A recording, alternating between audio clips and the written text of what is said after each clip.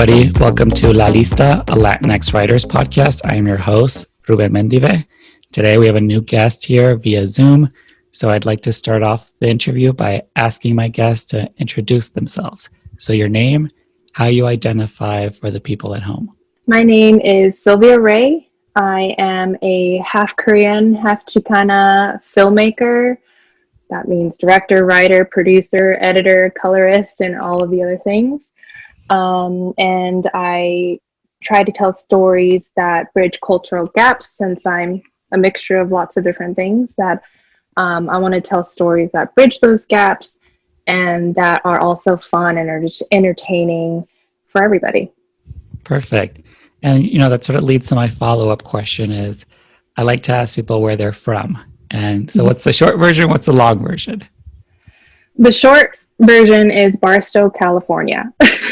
Oh, wow. Yeah, so I am from there. I mean, I currently reside in Los Angeles. I've been here for a while now. I lived in Orange County for a while. I lived in Korea for a while. But where I feel like I am from, like my roots, is Barstow, which is on the way to Vegas, like in between LA and Vegas, 2-hour drive each way. So yeah. I don't know. Are you familiar with Barstow? I am. For the listeners, if you're driving from LA to Vegas, Barstow is right in the middle. It's where you stop to get gas, and you're like, "Who the hell lives here?" Yeah. So let's talk about that. Like, what was it like growing up in Barstow? It was Barstow is a small town, and there's really nothing to do. And it's so hot in the summer. So I did spend a lot of my summers watching TV and movies. I was just talking to my cousin the other day, like our parents would just be like, go in the desert, go. And we would go and roam the desert and somehow make our way back home eventually before dark. So we'd play out in the desert, watch TV inside. And really, there's not much else to it. When you get older, it's partying, house parties, and like bonfire parties out in the desert. But yeah, a lot of people get in trouble out there. Yeah, a lot of trouble, teen pregnancies, things like that. And Barstow is also a very sports-heavy town. So I would say, other than, kind of rascaling around, sports took a lot of my time as well. So I played softball and volleyball. I did play a little bit of basketball like in elementary school, but I don't think that counts. But softball was a big thing. And then eventually volleyball. And somehow I made it to the theater. But yeah, it's not a very arts heavy town. So I didn't really find my way to be an artist until later. As far as like examples of people who did art for a living, I don't think there were very many that I could look up to in my town. In fact, as far as like occupations go, like it was really limited to the railroad, working for the city, working in the education system, and retail. Yeah. There's a lot of shopping there. Yeah, there's shopping. So I did do some retail work, which was a very good skill to have, actually, sales and communicating with people. But yeah, Barstow is a special place. It's like Breaking Bad / like The Hills Have Eyes, which is my best friend always says, which is, I'm like, yeah, I guess it is kind of like that. That's how it feels every time I'm going through there. So I am curious about like how does anyone end up at Barstow, but how did your family end up there? I can trace it back to my grandparents coming to Barstow from New Mexico. So I believe my dad and all his brothers and sisters were born in Barstow, but I know my grandpa was in the military and was a war veteran and a prisoner of war at that in World War II. But I don't remember if he came to Barstow before being in the military or if that's what led him there, because it is also a military town. That's another opportunity people have there is working on the base, or in and around it. So my grandpa was definitely military and went to Barstow, and then my dad kind of followed in his footsteps and joined the military and got stationed to Korea, and that's where he met my mom. And then she brought her ass to Barstow, and that's basically the story of how I was born. Got it. Yeah, but I have through my grandma and grandpa, they have I believe it's like eight or nine, I'm not sure, but kids. So my dad was one of many. Through that process, some of them had passed away. My dad passed away when I was 11. Yeah, and so our family is still getting a lot larger, even though we've had some deaths in our family and different ties, and you know how it goes with like people get married and remarried and all of this stuff. But basically my family started from my grandma and grandpa, and it just kind of like expanded exponentially. So I actually don't know all the names of all my cousins and all my, all of them, but yeah, the core cousins we had a lot of great times together, playing hide and go seek out in the desert, and just like exploring and spending Christmases and Thanksgivings together. Yeah, that's basically, I don't know does that answer your question? Yeah, because I read your bio and I was like CHICANA Korean. I was like, this person is LA. This person is the embodiment of LA. For people that don't know, there's a big Korean population in LA. And I guess I just assumed it was through there, but it's so interesting that it was through like being stationed in Korea, where like that sort of the part of the family came in. Yeah, so in Barstow, there isn't a large Korean population. So it's like one of a few. And all of my family were of like Latin descent. And they would probably identify as Hispanic. And they would always tell me like, oh yeah, we're from Spain. But that didn't really always make sense to me, because like we make tamales and like eat chile verde and all like all this stuff. And like I have a Spanish brother-in-law, and I'm like, yeah, there aren't a lot of similarities there. Yeah, exactly. So that's where I was like, I don't know about Spanish or feeling like I'm Hispanic. I then learned eventually the term Chicana, Chicano, and realized to myself like, oh, that's very much me. Like as far as like meeting another Korean Mexican goes, like it was literally like 2-3 years ago where I met my first other half Korean Mexican friend. And she was from another Marine base area, and so I do think that happens, obviously. So but yeah, I feel very comfortable in LA, where it's like one street you're in like Korea, and then the next you're in like super Latin place, Latinx place. But. Yeah, and I'm curious about like especially in Barstow, where it's like a very small town, like how connected did you feel to like Latinx roots, especially like in New Mexico, and also the same thing for like your Korean side? Like how culturally and like familial did it feel to you? Yeah, that's a really good question. And for me, it was a lot of kind of learning about who I am as a person, because I never really fit into any one place, whether that be like my mom with her Korean friends and my Korean friends, or even living in Korea, I don't look Korean. So I always felt like I didn't belong or fit in. And then growing up with like my dad's side of the family, I definitely didn't fit in there either. In fact, I've had like a cousin like, do the whole eye thing to me and all of that stuff. And but I spent most of my time with my dad's side of the family growing up. And so I do feel very connected to the way we grew up, and like the parenting style, the types of food we eat, the things we do. And so it wasn't until I went off to college where I learned more about my Asian side, because I never really like connected with my mom except through food, Mm-hmm. because like I love me some Korean food.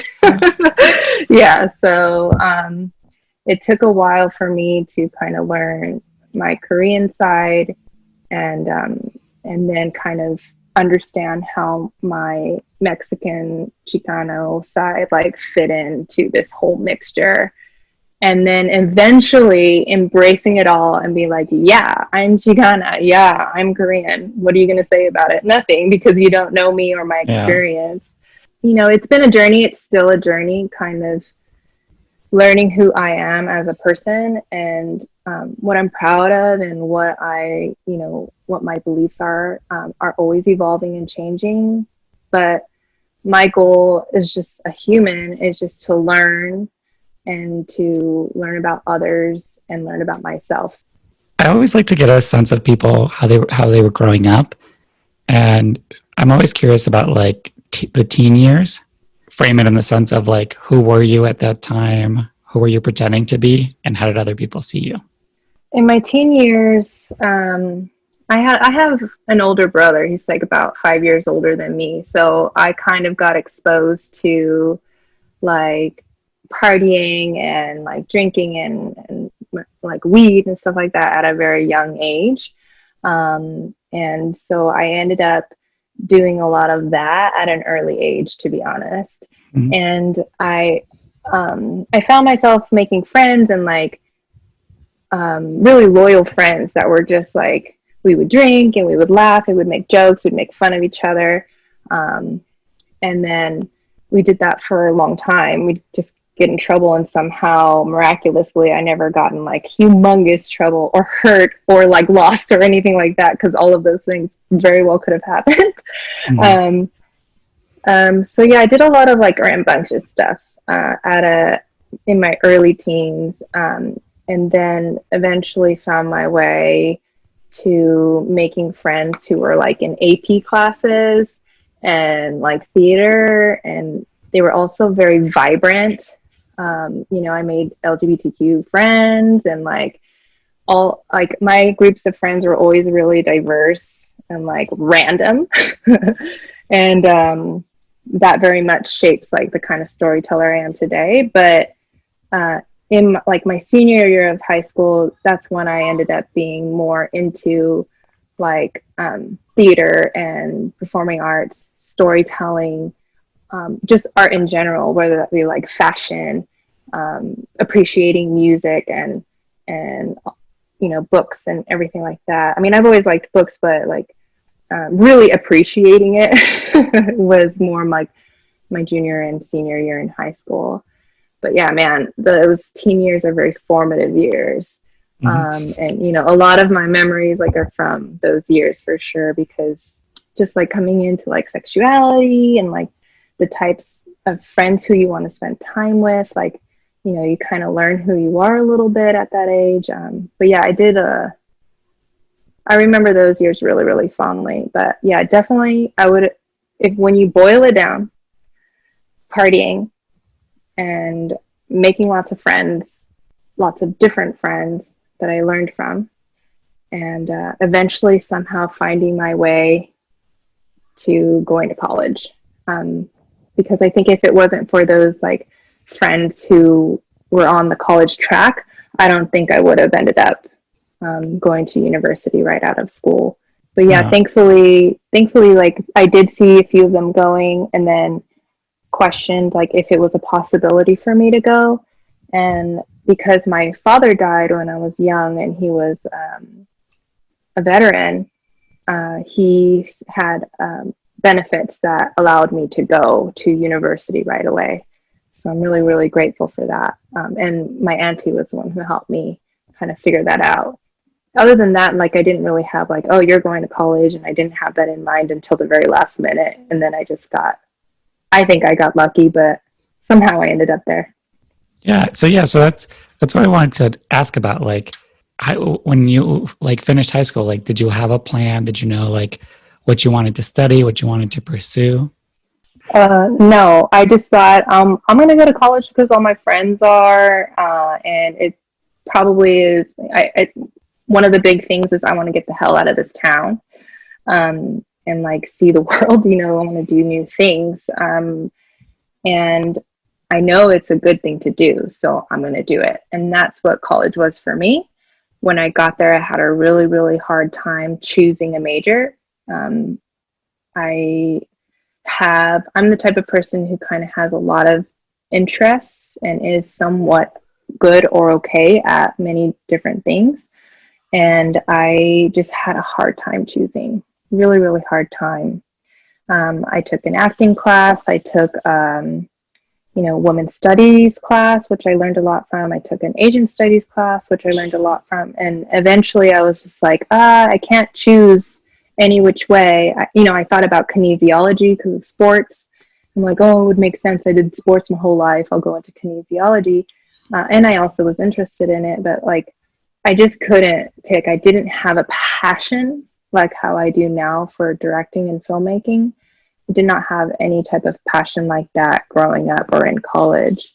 So when I got to college, eventually I just chose communications because I was like, I can kind of do that in any industry. It's fun. You get to talk to people. That's what communications is, right? Like I chose that simply because I can do that in any field. And so I did communications with like an emphasis in public relations, and I minored in Asian studies, which also allowed me to study abroad and just kind of learn more about my mom's side of the family. And through communications, like I did some press releases, I learned a lot of things that eventually I learned I didn't like to do. And so when I got out of college, I've had experience like interning for a PR firm and everything like that. But I knew, like, I think a year out of college, I was like, I'm not going to do this. And so it didn't go, and nothing went to plan. Nothing went as planned because I didn't have a plan. Mm-hmm. And I wouldn't say that those 4 years or 5, I think, were a complete loss because I did learn a lot of different skills that I use today as a filmmaker.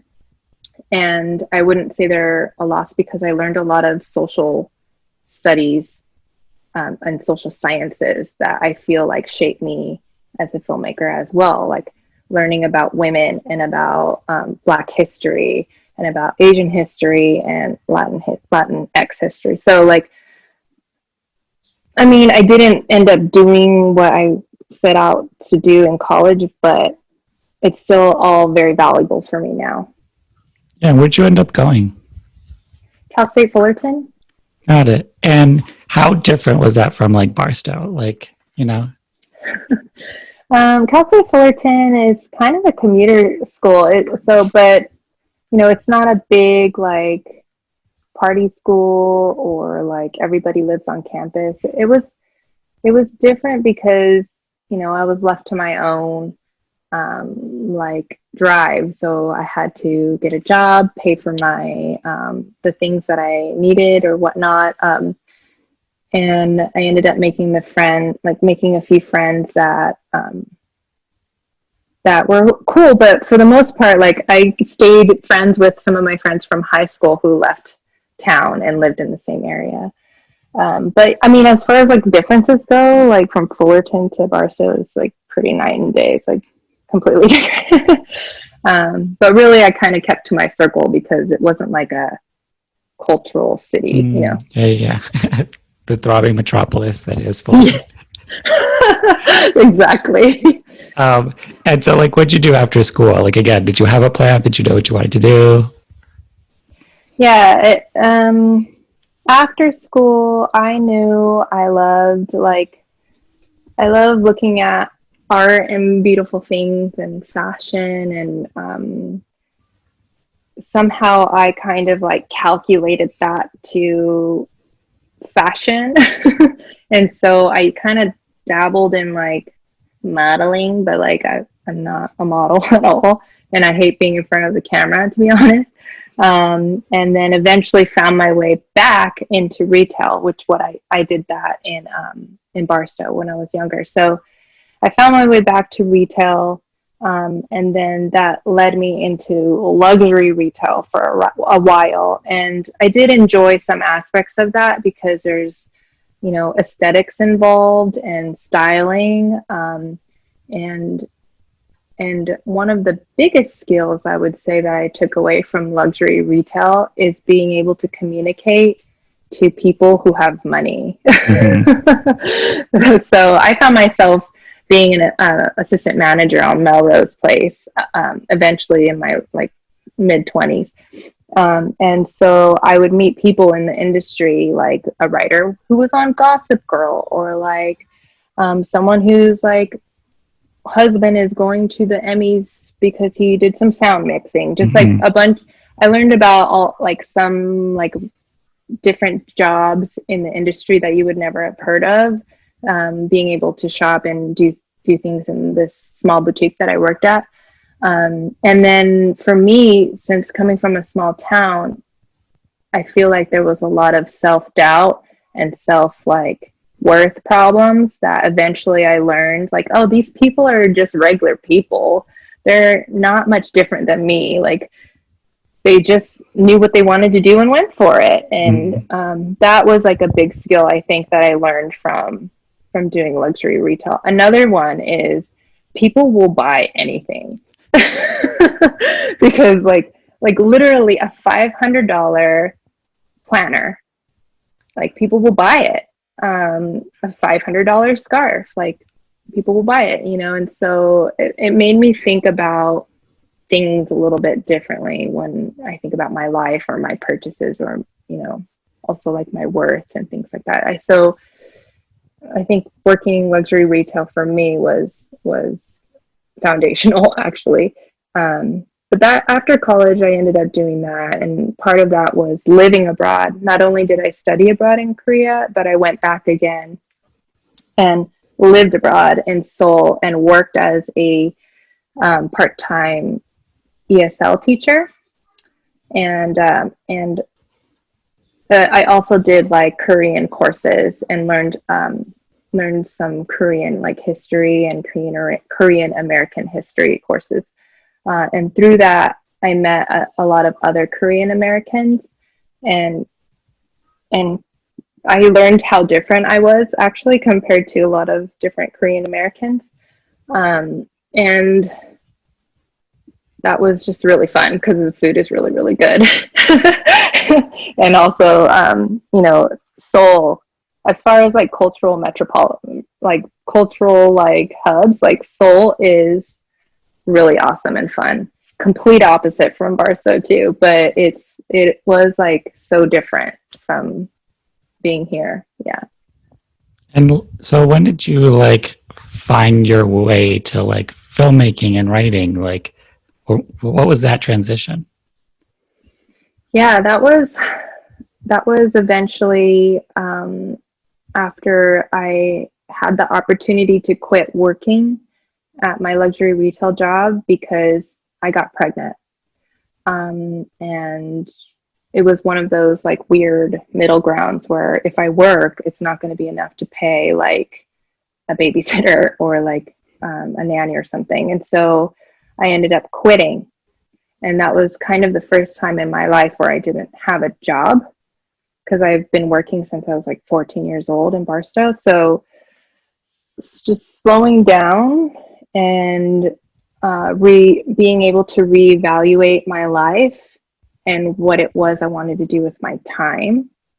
And then also learning who I was as a person, because having a kid can really take a lot out of you.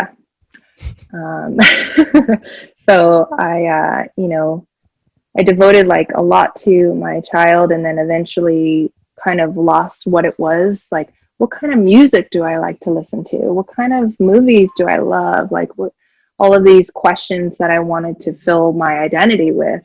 And so that went to, I did an Artist Way workshop with some local women, and I did a lot of journaling, which led to writing short stories. And my short stories were having to do with everything from my experiences growing up in those formative teen years to supernatural stuff. And, always whenever I would write short stories, it would be in my head visually who's going to play who in what part, and like where am I going to shoot this and what is it going to look like. And so I always thought really visually. And then at the same time as I was doing this, my best friend was moving back from New York, and we knew each other since living in Barstow, and she started writing as well. And we always have had an interest in film and TV, and so we started making stuff. And the first thing that we made was a roundtable discussion about diversity and inclusion, because she is an African immigrant, and I'm, you know, my mom is a Korean immigrant, and my dad is Latino. So we have all these feelings about representation in the media. And so that's what we did first, was have like a roundtable discussion, 3 camera setup. Have never done this in my life. And I ended up having to edit that with like, I think we had like 4 or 5 lavalier mics, which was like a whole cluster F word, if I can use that, in Premiere Pro. And so that was my big like editing, workshopping and like learning curve, was through that roundtable. And then eventually we wrote a short story together, or a short script together, called Middle of Nowhere, based off of the experience we had losing our best friend, and how me, her, and a few of our other best friends coped differently. Mm-hmm. And so we wrote a short story based off that. And before we shot that, because it was kind of a tall order, it was like a 2-day shoot, and one was a night shoot, and there was like a fire involved and everything. We were advised by my DP to do a few scenes beforehand. And when I directed some of the scenes, that's where I was like, I love directing. That's my passion. I get it now. I understand what a passion is. Mm-hmm. This is what I'm going to do. And ever since then, you know, we did that short Middle of Nowhere, and we've done several things after that. And then now I'm being a director for hire on things, as well as continuing my writing journey.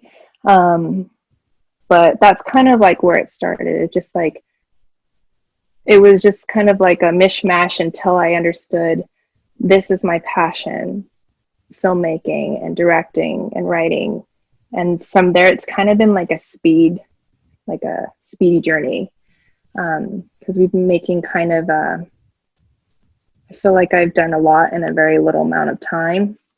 And I'm at the point now where I'm like, okay, slow down, say no to things, focus on what is going to be my first feature film, which I'm going to shoot next year. And then just if there's a big opportunity, take it and see where it goes. Yeah, and I am curious for writers, for filmmakers, in the stories that you like to tell. Like, do you see like there's themes that keep popping up? Like, what is a story that is attractive to you and you feel like you're constantly like pulled to? When I look at themes in my work, I see like just really unique and diverse women that have potty mouths and get into trouble. And that my stories don't necessarily always have to do with that woman being a woman of color, but that's very much a part of her identity. And so I like to tell real stories like that are grounded, having to do with relationships or emotions, or like a journey that isn't driven by telling the audience like you know, all of the trauma and all of like, this is what like a Latinx person is, or this is what like a Korean person is. Like, no, it's very much, you know, part of my identity is growing up here in America and just having my face here in America. And so like, I just try to tell like real situational stories that sometimes are funny just by chance. So one of my short films that I've done that is that did okay in the film festivals was a period piece, and it was basically about a girl who puts in a tampon for the first time. and her friend ends up coaching her. She says like, hey, you can do it, I believe in you. And things like, just pretend like you're a slut, stick it in there, things like that. And they just happen to be like Latinas, and they're just going through this very real thing that all women go through if they eventually use a tampon. So, I like grounded comedy. I like dramedies. But I actually have lately been directing sci-fi comedies, which have been really, really, really fun. But as far as like what I like to write, I think what I write is more grounded drama with a hint of comedy in there. Yeah, and I am curious about like, some people like, or most people like start off like writing and directing their own stuff. I am curious about like the director for hire. Like, what was that like journey, and like what's it like to be like, I'm a director, I'm gonna shoot this, I didn't write it. Like, just what is that like? Yeah, it's been good. I love writing and directing my own projects, or collaborating with a writer from the get-go and going from there, because I can feel very connected to the story, and really have a good idea of who the characters are and what the story is and what our point is. When I get approached to direct something that I haven't written and that is already fully written, I have a lot of like homework to do in that case. So I have to really dig deep into my script, learn the characters, learn the themes, learn the beats that need to be there. And when I get on set, that's when I become like the expert of this script, and the expert of how the actual film or pilot or short will be, and then just steer the ship, basically. And thankfully, through directing other people's scripts, I've met a lot of really great collaborators that I can see working with again and again. And I know like some filmmakers really want to just focus on their own work, which is great. But I foresee my career being that and directing. So I can see directing on television, see myself directing feature films too that I haven't written. As long as I connect to the material and really feel like the story matters and I want to tell it, then I will for sure be able to direct that particular project for sure. And with like COVID going down on, and like the reworking of our entire lives, how has that like affected like your filmmaking?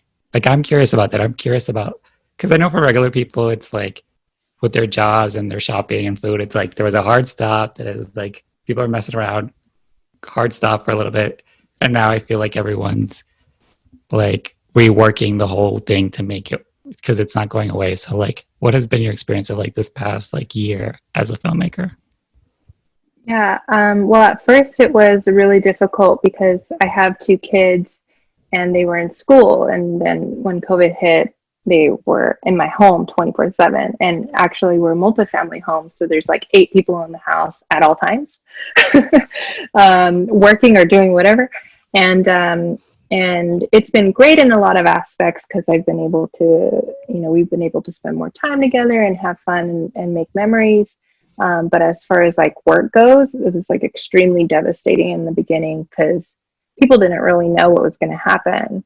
So in my head, I did have a few moments where it's like, why did I spend these last like several years, like 5 years or so, building this career that I'm not even going to be able to do? Like, why did I do that? Like, and then also it took me so long to find my passion in the first place. And like, I had those moments of like, oh shit.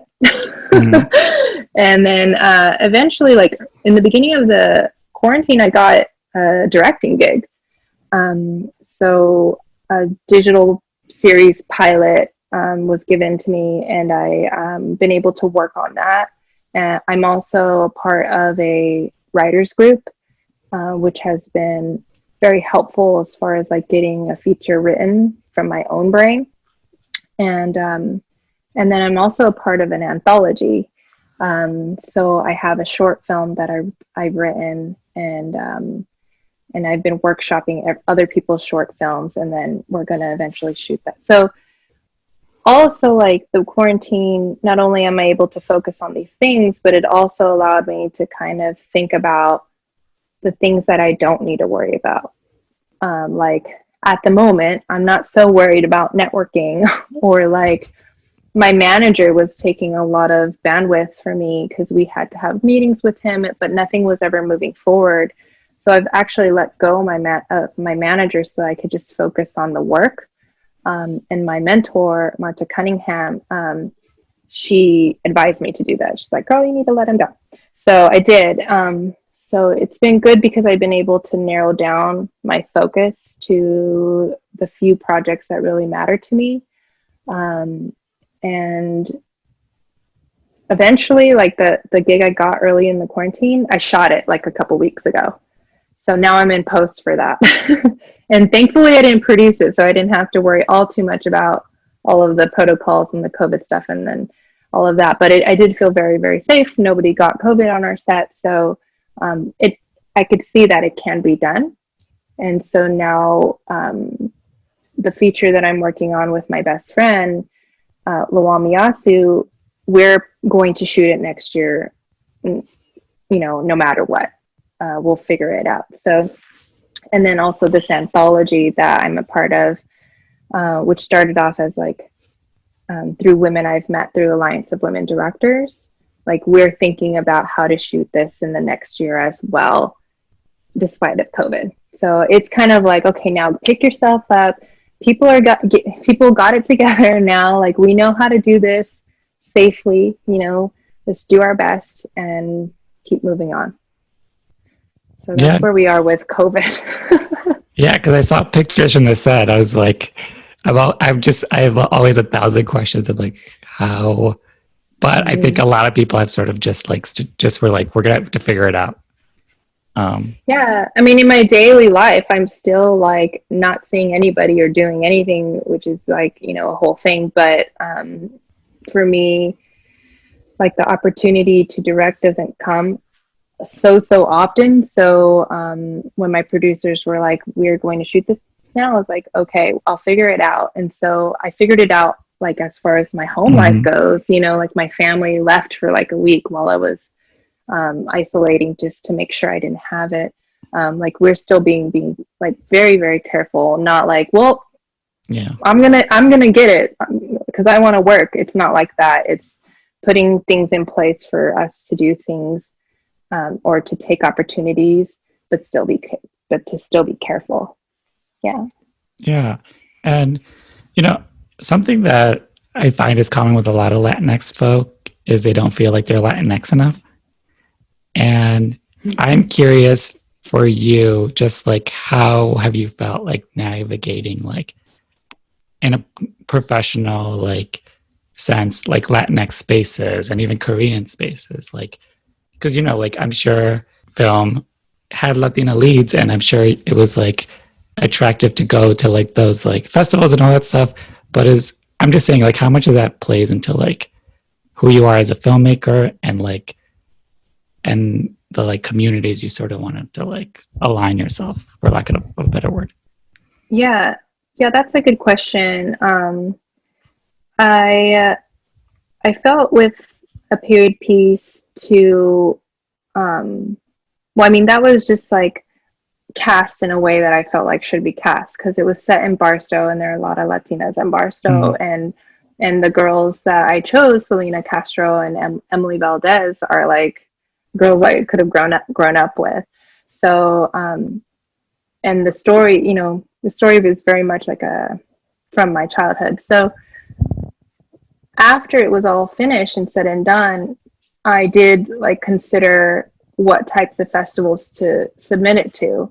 And I wouldn't have submitted to Latinx festivals if I didn't feel comfortable doing that. So I very much felt that way because I identify as Chicana, and on top of that, I had Latina leads. I was like, yeah, this looks like it'll fit, like, and it did like it got me into a program called Tomorrow's Filmmakers Today through Hola Mexico Film Festival. And like I wasn't sure, because I don't speak Spanish fluently, if it would hinder me. But it's so cool because you get there and everybody is so different. And like, it's also like an eye opener of how diverse our community is.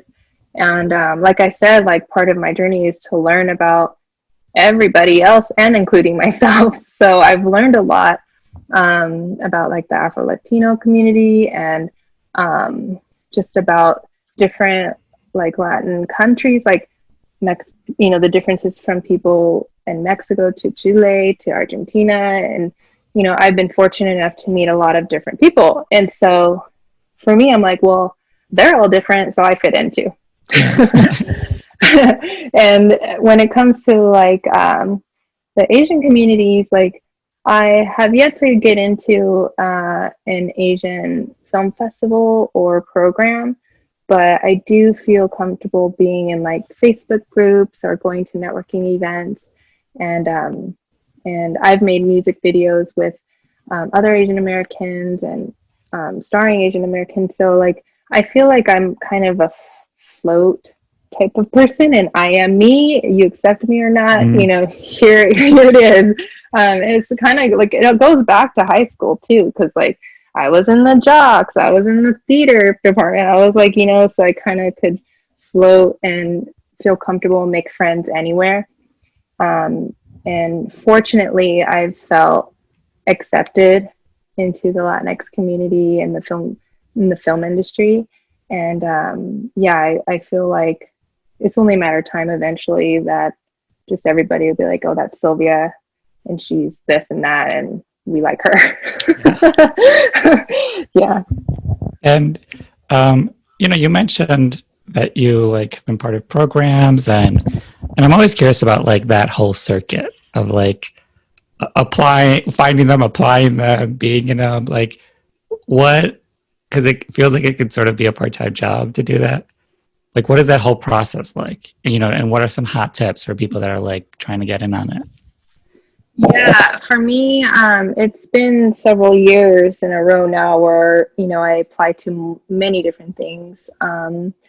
And my tip would be just to like put it in your calendar, I guess, and just submit, especially to the ones that are free, because you never know when your time is the right time. It's easy to get discouraged with all the different rejections one might get through film festivals, especially. But the programs are like even more competitive. But as far as it being a full-time job or like another type of job that one might spend time on, yes, this is true. So there's always like a question: why do you want to be a filmmaker? Or like what, just like these silly questions that are kind of really hard to answer, but it's good to learn how to make a good pitch for yourself, and to stand out of a crowd, and to for me, my mindset is like every year I'm going to have something new and something better, like, because I'm always working on my craft to be a better writer, filmmaker, director. So I'm gonna keep improving, and maybe somebody will notice that, and eventually it'll be my time. So as a filmmaker, if you're just starting, like, no, you're gonna get hit hard and get rejected. That's just a part of the process. Actually, when you get a rejection, great, I'm one step closer to getting accepted. So I have rewired my brain in a sense where I'm like, just keep moving. Eventually, it'll be your time. Yeah. No, and I think that is good advice. Because like people are making notice of you whether you know it or not. Like a lot of times people think they're just like working in a vacuum, and it's like no, people like if you're hustling, people notice and they see you. So, and like I said, like when I learned in luxury retail, there's a market for everything. Like maybe so and so didn't like you, but somebody will. so I always like to ask about the writers that my guests are fans of. So this could be heroes of yours, peers, friends. I always frame it in like people you're creeping on Instagram who like don't know who you are, but you're such a fan of their work. So who are some of those people for you? Yeah. As of now, I'm super girl crushing on Michaela Cole.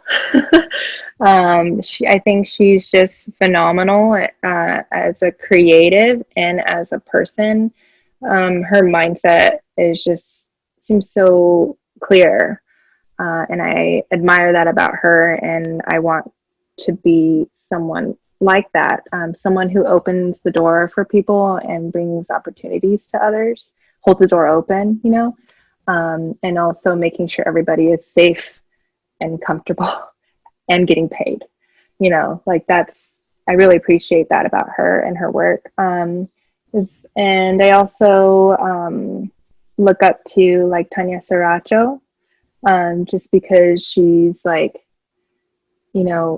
sharing her voice, like, and I feel like for me, it was so hard to find my voice that just to be unapologetic about it, I think is really admiring. And then I just kind of stalk a lot of people, I guess.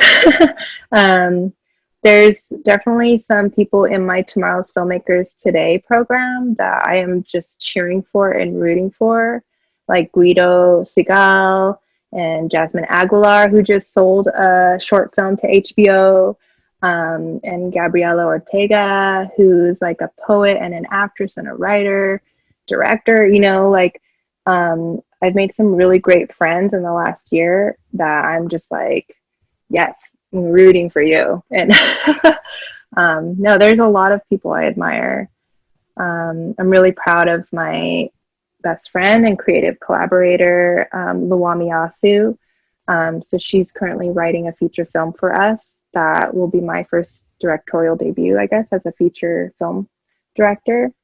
And yeah, I mean, I can go on and on. There's so many people, so many really cool creatives that I'm like, I just want to see them do great things. Yeah, and I've sort of been asking this lately. Who was like a character like in a film or TV show that resonated with you? Like, and maybe for a second you were like, oh, that person's like me. And of course it doesn't have to be like exactly like you, but like someone where you were like, oh, that's a touchstone for me. Like how'd they know that, or like something like that? Wow. So I guess when I was younger it was like Pocahontas, Mulan, and like Selena. I've watched the movie so many times. I'm like dying for the series to come out. I'm like, yeah. I thought it was supposed to be out already. But yeah, so definitely Selena, Pocahontas, Mulan, and then eventually, I also loved characters like Penny Lane from Almost Famous, the girl from Clueless, Cher. Like, I think like, because my identity is so wide, I feel like I connect to a lot of different types of characters. But as far as someone who is like exactly like me and has had my experience, no, has never happened. Yeah. So I am going to be gearing up to make do some projects next year. So if you're wanting to support or follow, you can follow me on the socials at Sylvia Lynn, which is SYLB as in boy, IALIN. And I'm on Instagram and Twitter. But yeah, I am gearing up to potentially be doing some crowdfunding soon for both my feature and my anthology. So yeah, just follow me and support. I'm going to need it. Perfect. For my last question, I like to ask my guests to help me title the episode. Oh, Lord. So the prompt is a blank Latinx writer. So in that blank, you can put more than one word. You can mix them all around, just whatever feels true to like you, the type of writing you do, this conversation. And I also, the reason I have you title the episode is so when someone out there in the world sees the title, they can be like, oh, that's like me. And they'll take a listen and find community. So take your time. Okay.